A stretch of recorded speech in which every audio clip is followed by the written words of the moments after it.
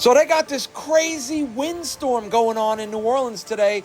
They had to cancel the St. Patrick's Day parade. They got businesses all over the city closing because nobody wants to be outside. I figure I better go get some food now before it really gets crazy. So I walked over to the pizza spot, grabbed me a little pizza, and I was walking back on the levee. Man, it was windy up here on the levee, but I had to walk this way because this is the shortcut. It only takes me 5 minutes to get to the pizza spot. It would take me 15 if I walked around. Whoa! My pizza! No! No! Oh, man! Whoa, whoa, whoa, whoa, whoa!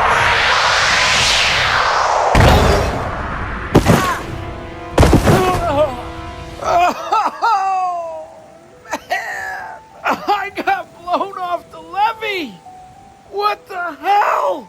Man, this wind is crazy. Oh, man. And I lost my pizza. Oh, man, what am I gonna... Wait, look, a slice fell out and landed on that rock right there.